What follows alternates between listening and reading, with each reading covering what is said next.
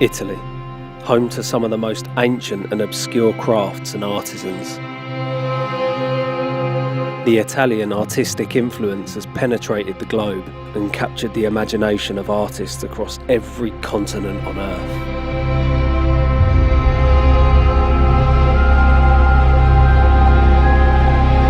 It's hard to imagine what the world would look like without its historical artistic influence.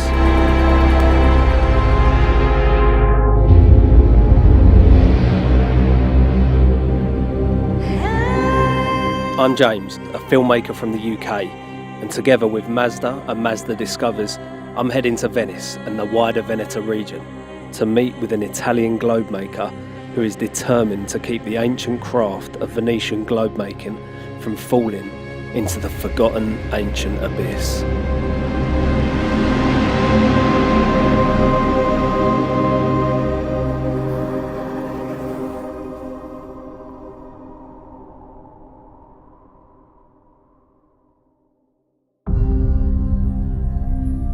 When I walk in the Marciana library, it's very inspiring. That is the place where everything started for me.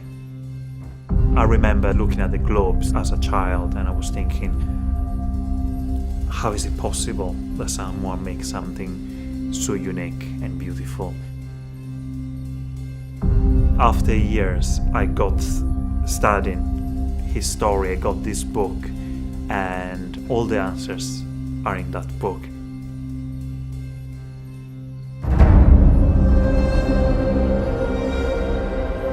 I'm Leonardо Frіgo. I'm a traditional globe maker and all my art and craft is based on a book. This book was written in Venice in 1693 by Vincenzo Coronelli.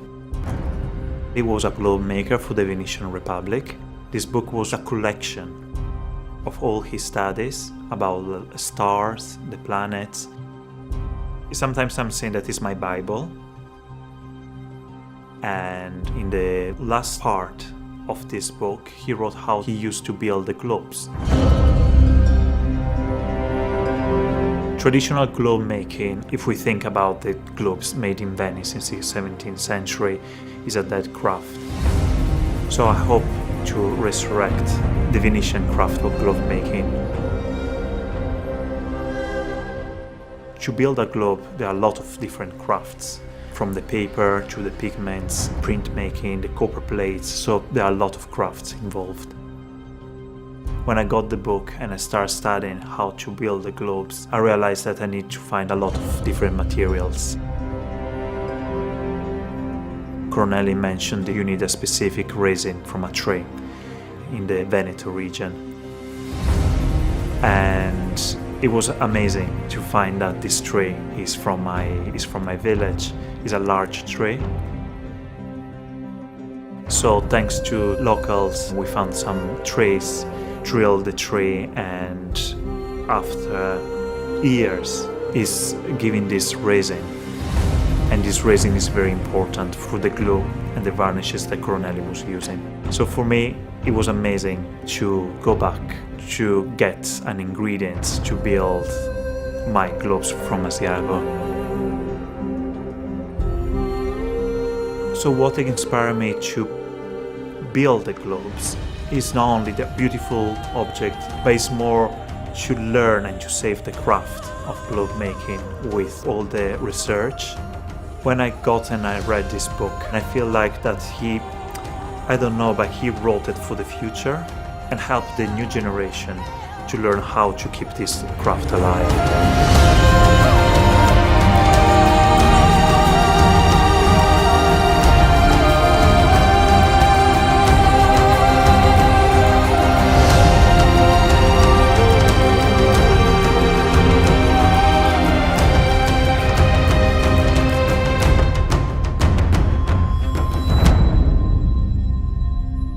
As an art lover, it was very important to keep the art safe and to restore them for the future generations.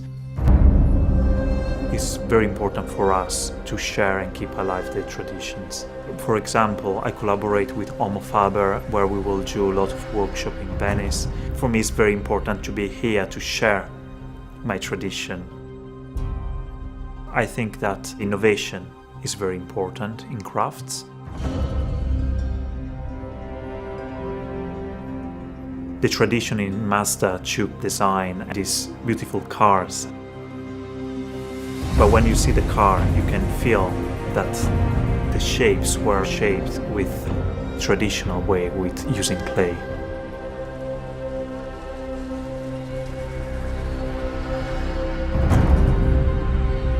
One of the best parts of my job as being a filmmaker is getting an insight to other cultures and crafts.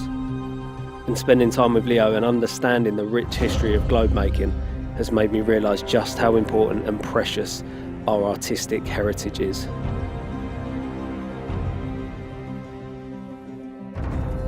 Seeing Leo's passion for keeping this traditional craft alive and even running workshops at Home of Faber to pass down the knowledge that he's learnt from the generations before him is testament to the proud and rich heritage of the Italian artistic culture.